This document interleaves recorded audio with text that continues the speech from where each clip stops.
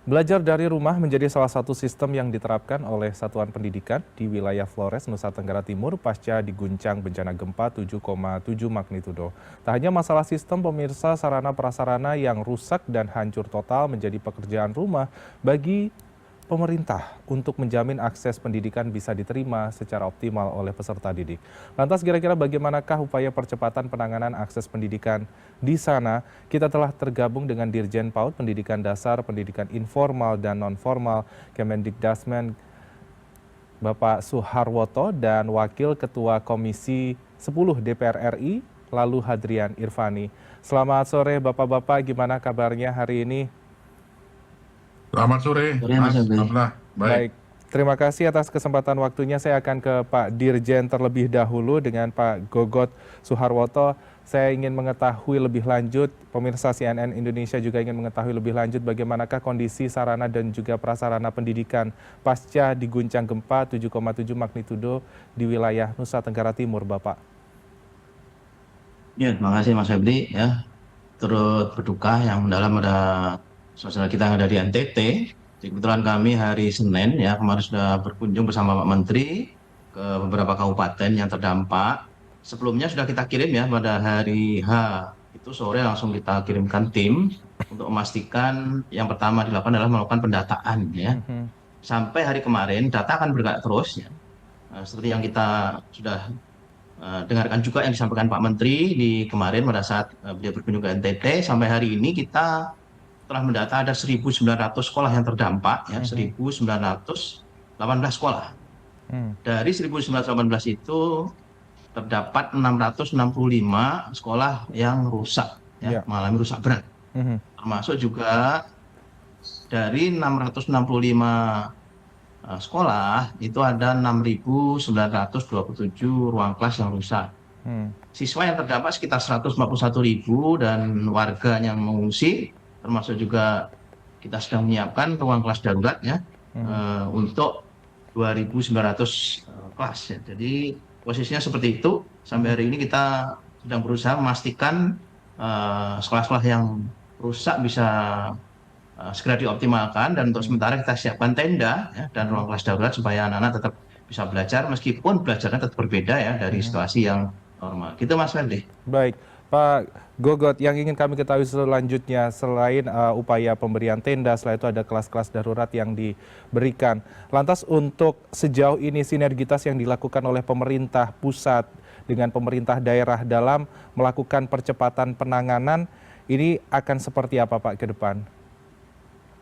Ya, sebagai informasi bahwa di setiap kabupaten kota yang terdampak, di 7 kabupaten yang terdampak itu kita sudah mendirikan posko pendidikan. Di Hmm. posko pendidikan ini sebagian besar di kantor dinas ya. Mhm. Kemudian di situ bergabung ya semua elemen termasuk jadi UPT kita, unit pelaksana teknis kita, namanya Balai Besar Penjaminan Mutu ya. Kemudian Mhm. dari direktorat, kemudian dari BPBD maupun BNPB ya, termasuk juga dari pihak-pihak terkait di dinas pendidikan di kabupaten kota supaya bisa memberikan layanan pemulihan secepatnya. Jadi semua stakeholder kita berkumpul di posko pendidikan setiap kabupaten yang ada di 7 kabupaten, Mas Febri. Baik, posko pendidikan sudah tersedia ya Pak Gogot. Saya akan bergeser ke Pak Lalu. Pak Lalu, upaya yang sudah dilakukan oleh pemerintah ini salah satunya adalah membentuk posko yang notabene ini bertujuan untuk melakukan koordinasi lebih lanjut sehingga percepatan untuk pemulihan pendidikan di wilayah Nusa Tenggara Timur dapat secara optimal dilakukan. Sejauh ini bagaimana Anda melihat upaya yang dilakukan oleh pemerintah untuk melakukan pemulihan terkait pendidikan di wilayah Nusa Tenggara Timur pasca bencana gempa? Baik, Mas Ferdi. Jadi tentu pertama kami di Komisi 10 ingin menyampaikan keprihatinan sekaligus duka yang mendalam terkait dengan gempa ini. Ini mirip dengan gempa Lombok 2018 yang lalu. Mhm. Nah, banyak banyak korban, kemudian terutama bagi anak-anak sekolah kita. Kemudian gedung sekolah juga tadi Pak Dirjen sudah menyampaikan. Kemudian yang kedua, kami ingin mengapresiasi bahwa pemerintah dengan tanggap, dengan sigap langsung turun ke lokasi. Pak Menteri hari Senin kemarin juga beserta seluruh jajaran termasuk Pak Dirjen langsung meninjau lokasi dan sampai dengan hari ini data yang sudah terkumpulkan seperti yang disampaikan oleh Pak Dirjen tadi. Nah, ini merupakan langkah yang tepat yang dilakukan oleh pemerintah. Tentu kami di Komisi 10 DPR RI mendorong agar sekolah-sekolah yang terdampak, kemudian siswa-siswi kita, guru dan tenaga kependidikan lainnya yang terdampak di Nusa Tenggara Timur ini harus segera mendapatkan penanganan. Sekolah-sekolah yang rusak berat, rusak sedang, dan rusak ringan tentu sudah dikategorikan, maka harus ada prioritas terhadap revitalisasi sekolah-sekolah yang terdampak di sana. Kemudian yang kedua, pemerintah juga harus mendata jumlah siswa-siswi kita yang menjadi korban tentunya, termasuk guru dan tenaga kependidikan. Trauma healing juga harus terus dilakukan dalam rangka memberikan rasa aman dan nyaman bagi siswa-siswi kita dan guru-guru kita yang terdampak di sana. Nah, oleh sebab itu harapan kami tentunya beberapa hari ke depan moga-moga sekolah yang hari ini memang melalui tenda-tenda darurat atau posko-posko ini terus berjalan. Jangan sampai hanya karena bencana ini sekolah dari atau anak-anak kita yang hari ini terdampak, terganggu pendidikannya. Nah, itu yang kami terus tekankan kepada pemerintah. Tapi pada prinsipnya kami sangat support bila perlu anggaran yang hari ini memang sudah disiapkan oleh pemerintah segera untuk dikucurkan dalam rangka rehabilitasi dan revitalisasi sekolah-sekolah kita yang terdampak. Kemudian buku-buku pelajaran, kemudian buku-buku sekolah dan lain sebagainya, perlengkapan sekolah juga menjadi hal yang penting juga disiapkan dalam rangka membantu agar pendidikan kita tetap berjalan. Demikian sementara, Mas Budi. Baik, Pak Lalu, ini menjadi salah satu poin yang disampaikan Pak Gogot, di mana ada pos anggaran yang notabene ini dipercepatlah ibaratnya, bisa mengakomodir segala sesuatu untuk percepatan atau pemulihan terkait pendidikan, baik anggaran untuk fasilitas dan juga sarana di sana untuk pendidikan ataupun buku-buku untuk menunjang pendidikan. Sejauh ini bagaimana Pak Gogot untuk pos anggaran ini? Apakah sudah tersedia secara optimal dan kira-kira anggarannya ini mekanismenya akan seperti apa untuk melakukan pemulihan pendidikan di NTT, Bapak? Ini ada 3 tahapan. Tahapan pertama adalah tanggap darurat yang sudah kita lakukan. Kemarin kita memberikan beberapa bantuan yang mulai dari school kit ya, anak-anak yang berada di tenda yang sementara, tenda BNPB maupun tenda sekolah, tenda di beberapa titik di sekolah, satuan pendidikan itu masih depannya. Kita berikan school kit, sudah kita bagikan, ada buku, ada alat tulis ya, ada 1.300 termasuk buku-buku tadi Pak Lalu sampaikan. Pak, alhamdulillah Pak, kami sudah mengirimkan 9.500 eksemplar buku-buku bacaan ya, karena pembelajarannya masih tanggap darurat. Nah, baru nanti setelah 2 minggu ya, sampai 3 bulan, kita baru masuk ke transisi pembelajaran. Nah, di transisi pembelajaran inilah kita mulai menyediakan paling tidak ada ruang kelas darurat ya, ruang kelas darurat supaya anak-anak bisa lebih nyaman. Karena sudah lebih dari 1 bulan, masuk ke 2 bulan kedua itu biasanya di tenda sudah mulai jenuh. Maka kita perlu bangun namanya ruang kelas darurat, RKD. Sampai nanti lokasinya aman, dinyatakan boleh dibangun, baru kita bangun relokasi atau bangunan baru. Nah, sampai hari ini kita sudah menyiapkan anggaran untuk yang tanggap darurat dan juga untuk yang pemulihan pembelajaran, membangun ruang kelas darurat dan pembangunan RKB, ruang kelas baru yang rusak. Nah, memang ini perlu proses ya, tapi prinsipnya target kita sih minggu ke-2 September nih, Moncin nih Pak Lalu. Semoga bisa dipercepat di Direktorat Jenderal Anggaran ya. Karena sudah usulan anggaran belanja tambahan ya. Tahap kedua itu harusnya sudah mulai, kami sudah mengusulkan sejak seminggu yang lalu ya, 2 minggu yang lalu ya. Pada saat kita sudah menyelesaikan di APT 1, APT 2 sudah kita usulkan. Semoga kemarin tadi juga barusan ada komunikasi Bu Sekjen dengan Direktorat Jenderal Anggaran supaya segera dicairkan di minggu pertama, paling lambat minggu ke-2 September Mas Habdi, bisa segera digelontorkan anggarannya untuk disampaikan ke daerah supaya segera dilakukan rehabilitasi secara masif ya di 665 sekolah tadi. Baik, sejauh ini kalau boleh tahu untuk serapan anggarannya mencapai angka berapa Pak, dan untuk angka tambahannya ini boleh di-spill juga Pak untuk bisa menjadi gambaran kepada masyarakat. Secara spesifik mesti bergerak, tapi hitungan kasarnya kalau dari 665 sekolah dengan rata-rata tingkat kerusakan yang berbeda-beda ya, mulai dari ringan, sedang, berat, kita rata-rata sekitar 500-an, 550 jutaan lah ya rata-rata, ya sekitar 1 triliun Mas. Ini untuk tahap awal ya. Ya. Nanti kita akan pastikan lagi ya setelah data-data sampai finalnya di mungkin 1-2 minggu ke depan. Gitu Oke, Mas Febri. baik. Sejauh ini ada 1 triliun yang akan dilakukan proses penyerapan pemulihan pendidikan di Nusa Tenggara Timur.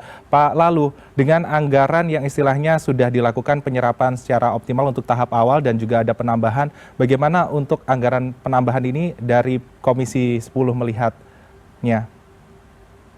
Ya, tentu kami di Komisi 10 mendorong kepada pemerintah, dalam hal ini Kementerian Keuangan, untuk segera memenuhi apa yang menjadi usulan dari Kementerian Pendidikan Dasar dan Menengah melalui ABT tersebut. Karena ini kondisinya sudah darurat, butuh segera penanganan, sehingga segala fasilitas yang tadi disampaikan oleh Pak Dirjen juga tahapan-tahapannya juga sudah jelas. Nah, melalui tahapan-tahapan inilah nanti rehabilitasi, rekonstruksi maupun revitalisasi sarana dan prasarana pendidikan kita di sana bisa berjalan dengan baik.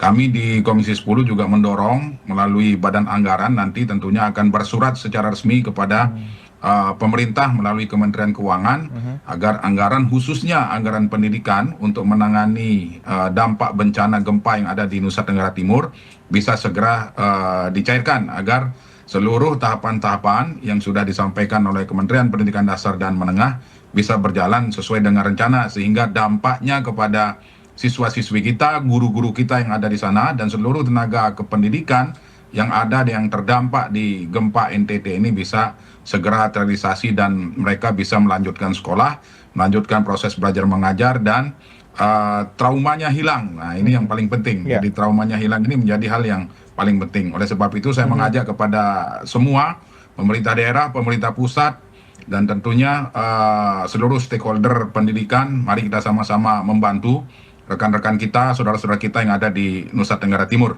Ya, terima kasih, Mas. Pak, lalu ini tentunya hand to hand ya Pak, tidak hanya dari pemerintah pusat saja, pemerintah daerah dan juga seluruh stakeholder ini harus berpegangan tangan untuk bisa menguatkan kaki-kaki ibaratnya yang ada di Nusa Tenggara Timur, khususnya dalam ranah pendidikan. Lantas dari kejadian yang berada di Nusa Tenggara Timur, kita juga sedikit mengaca sedikit terkait yang di Aceh ini, memang ada bencana di sana. Adakah poin-poin yang bisa Anda lihat treatment yang dilakukan dengan Aceh dan Nusa Tenggara Timur, adakah poin yang istilahnya bisa menjadi acuan pemerintah untuk bisa secara lebih cepat dan optimal dalam mengedepankan percepatan pendidikan di NTT, Bapak? Ataupun di wilayah tentu bencana? kalau kita melihat perbandingan antara bencana Aceh dan Sumatera dengan NTT ini kan sebenarnya berbeda ya. Aceh karena banjir bandang, kemudian di sini gempa dan sebagainya. Nah, oleh sebab itu, tetapi dari sisi penanganan saya melihat bahwa penanganan gempa NTT ini jauh lebih cepat, lebih taktis. Ya mungkin karena kerusakan-kerusakan dan sebagainya memang berbeda dengan gempa di Aceh dan Sumatera. Nah, oleh sebab itu apapun yang hari ini dilaksanakan oleh pemerintah, kami di Komisi 10 DPR RI sangat mendukung langkah-langkah itu. Dan koordinasi terus kami lakukan dalam rangka menyegerakan langkah-langkah antisipatif, kemudian langkah-langkah ke depan yang diperlukan dalam rangka cepatnya rehabilitasi, revitalisasi, dan penanganan trauma, khususnya bagi anak-anak kita dan guru-guru serta tenaga kependidikan yang ada di sana. Baik, dukungan itu sangat bisa kita lihat, diantaranya tadi sudah disebutkan oleh Pak, lalu adalah melakukan komunikasi lebih lanjut kepada pihak kementerian melalui Banggar ya Pak. Dan kita ke Pak Gogot selanjutnya Pak, targetnya Pak tadi sempat disebutkan 2 minggu di bulan September. Target secara pulih total untuk pendidikan ini apakah 3 bulan cukup Bapak untuk memastikan saja? Prinsipnya jika sekolahnya rusak ringan sampai sedang itu 2 bulan bisa selesai. Kalau rusak berat berarti kan harus kita bangun ulang. Kita bangun ulang itu paling tidak bisa sampai 4-6 bulan. Semoga yang tadi rusak berat bisa segera kita atasi lebih cepat ya, sehingga bisa dalam waktu 3 bulan ke depannya anak-anak bisa kembali bersekolah di kelas masing-masing yang sudah diperbaiki.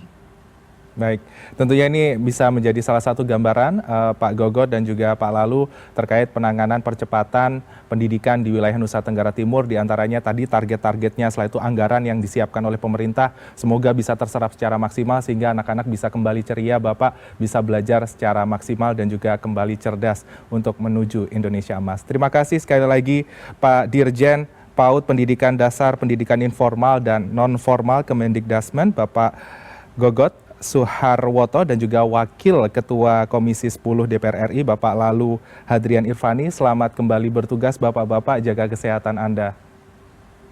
Terima kasih Mas Ferdi. Assalamualaikum. Lalu. Waalaikumsalam. Pak Dirjen, terima kasih.